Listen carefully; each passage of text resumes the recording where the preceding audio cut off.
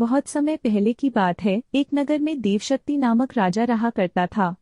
उसके पुत्र के पेट में एक सांप ने अपना डेरा जमा लिया था। पेट में सांप के होने से राजकुमार दिन प्रतिदिन कमजोर होता जा रहा था। यह देख राजा ने कई प्रसिद्ध वैद्य से उसका उपचार कराया, लेकिन राजकुमार के स्वास्थ्य में किसी तरह का सुधार नजर नहीं आ रहा था। राजकुमार के स्वास्थ्य के कारण राजा हमेशा परेशान रहता। यह देखकर एक दिन राजकुमार अपने राज्य से दूर दूसरे राज्य में चला गया और मंदिर में भिखारी की तरह रहने लगा। राजकुमार जिस राज्य में गया था वहां बलि नामक राजा राज करता था। उसकी 2 जवान बेटियां थीं। दोनों रोज सुबह अपने पिता का आशीर्वाद लेने जाती थीं। एक सुबह दोनों में एक बेटी ने राजा को प्रणाम करते हुए कहा, महाराज की जय हो, आपकी कृपा से ही संसार में सब सुखी हैं। वहीं दूसरी बेटी ने कहा, महाराजा, ईश्वर आपको आपके कर्मों का फल दे। यह सुनकर राजा क्रोधित हो जाता है और मंत्रियों को आदेश देता है, कठोर शब्द बोलने वाली इस लड़की की शादी किसी गरीब लड़के के साथ कर दो ताकि ये अपने कर्मों का फल स्वयं चख ले। राजा के आदेश के चलते मंत्री मंदिर के पास बैठे भिखारी से उसकी शादी कर देते हैं। वह भिखारी वही राजकुमार था जिसके पेट में सांप ने डेरा बना रखा था। राजकुमारी उसे ही अपना पति मानकर सेवा करने लगती है। कुछ दिन बाद दोनों मंदिर छोड़कर दूसरे देश की यात्रा पर निकल जाते हैं, क्योंकि दोनों मंदिर में रहना सही नहीं समझते।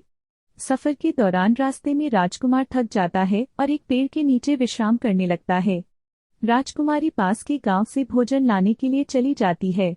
जब वह वापस आती है तो सोए हुए पति के मुंह से एक सांप को निकलते देखती है। साथ ही पास के एक बिल से भी सांप निकलता है। दोनों सांप बात करने लगते हैं, जिसे छिपकर राजकुमारी सुन लेती है। एक सांप कहता है, तुम इस राजकुमार के पेट में रहकर इसे तकलीफ क्यों दे रहे हो? साथ ही तुम खुद के जीवन को भी खतरे में डाल रहे हो। अगर किसी ने राजकुमार को जीरा और सरसों का सूप पिला दिया तो तुम्हारी मृत्यु हो जाएगी। फिर राजकुमार के मुंह से निकला सांप कहता है, तुम इस बिल में रखे सोने के घड़ों की रक्षा क्यों करते हैं जो तुम्हारे किसी काम के नहीं हैं?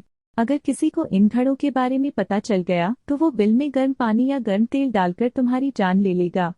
थोड़ी देर बाद दोनों सांप अपनी अपनी जगह वापस चले जाते हैं, लेकिन राजकुमारी दोनों सांपों के रहस्य को जा चुकी थी।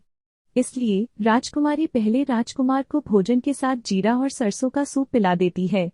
इसके कुछ समय बाद राजकुमार ठीक होने लगा। फिर उसके बाद बिल में गर्म पानी और तेल डाल देती है, जिससे दूसरे सांप की भी मृत्यु हो जाती है। इसके बाद बिल में रखे सोने से भरे घड़े को बाहर निकालकर दोनों अपने शहर लौट जाते हैं। राजा देवशक्ति अपने बेटे और उसकी पत्नी का धूमधाम से स्वागत करता है। कहानी से सीख। इस कहानी से यह सीख मिलती है कि अगर कोई किसी का बुरा सोचता है तो उसका भी बुरा होना तय है। सांप ने राजकुमार का बुरा सोचा तो उल्टा उसका बुरा हुआ।